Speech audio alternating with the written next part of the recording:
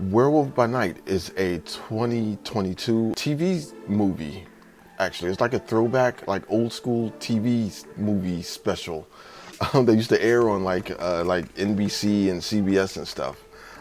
Streaming on the Disney Plus app, it is starring Gael Garcia Bernal and Laura Donnelly. So yeah, it's this was a surprise to me. So I saw this on the app. You know, they were advertising it on the app, and you know, instantly saw it and was just like, okay, yeah, I'm in. Like this looks interesting. So I didn't. I avoided everything. I didn't look at any trailers. I avoided anything that a-holes would have tried to spoil on Twitter or Facebook or something like that. I went in completely clean. I didn't want to see or know anything before watching it. And I'm really glad I did that too. Yeah, so I didn't know that it was going to have that the whole kickoff to this is like that old school, like NBC, like, you know, Monday night special presentation that used to go on back in the day. I am just old enough to like have seen that on TV. I remember like the old school kind of graphics, stuff that was like cut out kind of like from like the early 80s, because it was actually still a thing. I don't, nobody really watches TV nowadays, so I don't even know if they still do it though. I doubt it, because I mean, nobody watches TV. But yeah, it was really cool to see that, and it instantly took me back to like being a kid and like hearing the music and seeing like the scroll and all that. It was cool. I really like that, and it kind of kicked off the whole kind of like nostalgia thing for me, because I love what they did with this. I absolutely love like the whole going back to the early like 40s and 50s monster movie style, like the Universal Pictures monster movies, you know, style that they did here was dead on, and it was perfect. And it didn't come across as like a parody or anything. It had just like the right care and craft to it, where it was like a straight homage to back in those days. Like they really killed that. Yeah, I love the entire thing is shot in black and white, pretty much the entire thing. Like it shifts the color like towards the end, like right before it goes off. But yeah, the choice for black and white, they have that old kind of scratchy film grain filter on it, you know, and that really went like a long way to me. It reminds me of like watching like stuff my mom and dad would introduce me to, you know, back in the day, or back when I was like back in the day. What am I, like 100?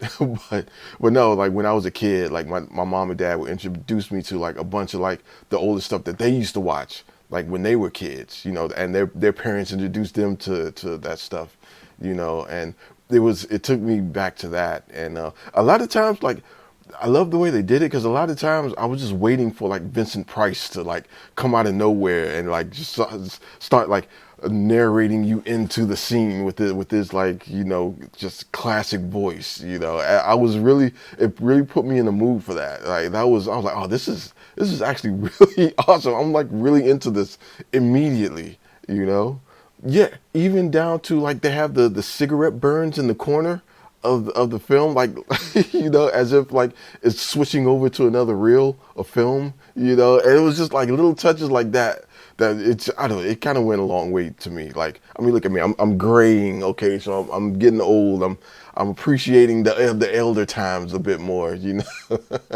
Yeah, it's like the whole presentation kind of like reminded me of, you know, a time before everything was digital. You know, it really kind of kicked off like a huge kind of nostalgia for me. Okay, I'm going on and on and on. But okay, what is it about? Let me get to like what this is about. So this is, I'm not sure what the time period is in this. Their style of, you know, directing this kind of like throws off the time period, and it being all in black and white. So I'm not sure what, I'm guessing maybe the 50s, early 60s or something like that. But is a group of monster hunters are called to a gathering to like a fallen leader, like I don't know, a group leader, a cult leader, or something like that.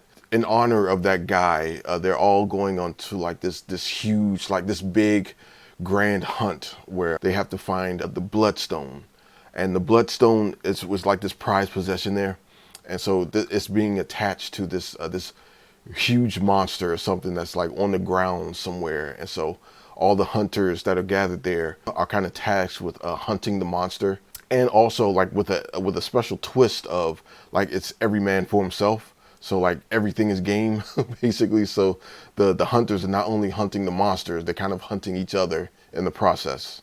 And like whoever survives basically gets the bloodstone and I don't know, lives for another 1,000 years or something. I don't know. That's not in the movie. I just added that. What I like about it, I think I already said what I like about it. I couldn't contain it. I was just gushing it forth. But yeah, I really, all of that. I liked all of that in the movie. It really brought me back, especially this time of year too. I think that helped kind of win me over too, because I'm actively looking for like, new stuff like that to get me in the Halloween spirit and things like that. And so I love it. It was really great. Yeah, one thing I really like about it is Mickey's getting a little violent. I didn't think I would see something like this on the Mickey Mouse app, but okay, all right, yeah, I see you. Nah, like, yeah, okay, let's go, man. Like, yeah, I like it. It was I never would I think that like there'd be like gratuitous blood splatter on the camera lens, and it's kind of like symbolizing that we're just being covered with blood on something on the DisneyPlus app. I was cool. I kind of like sat up a bit, like, oh, do they know? Another thing I really liked about it is a Man Thing. So I didn't watch any trailers or anything. So I'm not sure if he was in any of the trailers or any of the like the posters or anything. But Man Thing is in this. I gotta say I didn't see that coming. That caught me way out of left field. I did not expect that. Man Thing, I have Man Thing in the show. Like that's crazy to me. Like who would have thought? Like these little like sub characters in the Marvel universe, like in the comic books, are kind of like coming out in the MCU now, and I loved it, man. And one thing about Man Thing, I'm not that up on Man Thing, but he's brutal. Like he was killing the hell out of people in this. I was like, oh geez, because I mean, so Man Thing is like the Marvel's version of Swamp Thing, and I like Swamp Thing, like I prefer Swamp Thing. But Man Thing is cool, and he was like I think when they created him, he was going for that terrifying outside, but inside he's like really kind of docile and almost kind of toddler like. But yeah, I didn't know he had those kind of powers. Like he melted people. I'm like, oh, damn, okay. I mean, what I don't like, man, I would be nitpicking. This is a nitpick, honestly, because there's not much I don't like about this. They had this really dumb animatronic in here, which was like, I guess the idea was to be that they took the corpse of the leader or the guy that they were honoring, and they took his corpse and made him like a Disney World animatronic.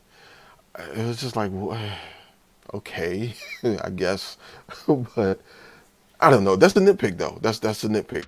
And with that being said, 5 out of 5. Like, yeah, it was awesome. It was amazing. I totally dug it. And as soon as I'm finished this, I'm going to go watch it again.